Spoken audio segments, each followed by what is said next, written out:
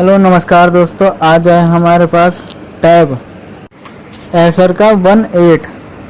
इसकी आधी टच बीच में से टूटी हुई है, जो टच काम नहीं कर रही है। तो चलिए हम अपने वीडियो के माध्यम से इसकी टच चेंज करेंगे और फुल वीडियो है, लंबी वीडियो है, तो इसको ध्यान से देखिए। हम स्टेप बाय स्टेप कैसे कैसे फ़ोन को खोलेंगे और कैसे कैसे हम इसको टच चेंज करेंगे, तो बने रहिए वीडियो में। देखिए यहाँ पे हमने इसका ढक्कन खोल लिया है।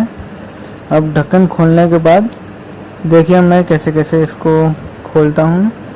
और सबसे पहले क्या होता है कि इसका आपको बैटरी कनेक्टर के जो प्रिंट हैं, 3 तार हैं बैटरी कनेक्टर पे जो लगे हुए हैं, उन बैटरी कनेक्टर को आराम से आयरन से हटा लेना है। क्योंकि अगर ऐसे डायरेक्ट में हम कोई काम करते हैं बिना बैटरी का पत्ता हटाए तो कुछ भी हो सकता है, शॉर्ट भी हो सकता है फ़ोन, चाहे कुछ भी हो सकता है। तो आयरन से इसके तीनों तारों को हटा लेंगे और ख़ासकर ध्यान रखना है कि तीनों तार आपस में अटैच ना हों। अगर तीनों तार आपस में अगर चिपक गए तो दिक्कत हो सकती है, बैटरी ब्लास्ट हो सकती है या बैटरी ख़राब भी हो सकती है। तो चलिए यहाँ पे हमने बैटरी के तार तीनों हटा दिए हैं। अब देखना है कि बोर्ड में कहीं पेंच तो नहीं लगे हैं। पेंच खोलने होते हैं। सबसे पहले बोर्ड में 3 पेंच है, इनको हमें खोल के हटाना है।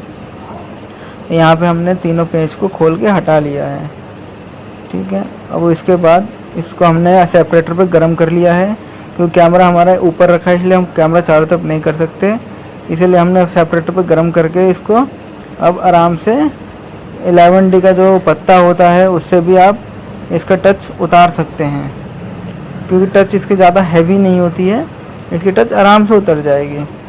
तो देखिए हम इसकी टच को आराम से उतार रहे हैं।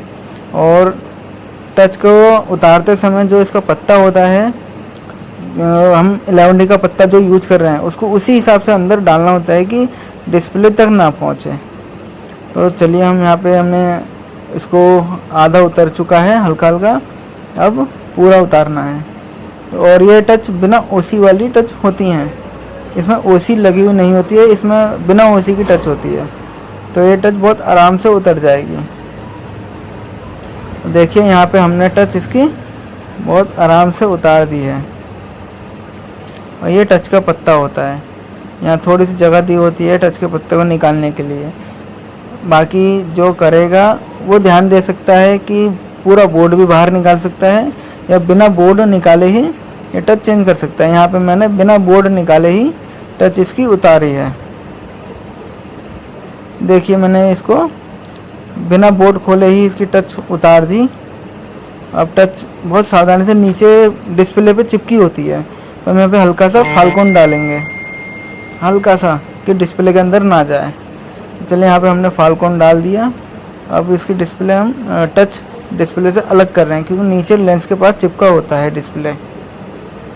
तो यहाँ पे देखिए हमने इसकी टच उतार दी है। देखिए टच हमने अलग कर दी। अब इसको हम अच्छे से सफाई करेंगे।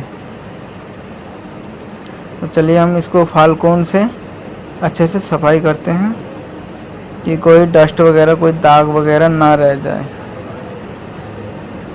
और सबसे मेन चीज़ क्या ध्यान देनी है कि कोई भी टच हो, किसी भी मोबाइल की, टच लगाने से पहले एक बार उसको अच्छी तरीके से चेक कर लें। तो चलिए यहाँ पे हमने डिस्प्ले को साफ़ कर दिया है।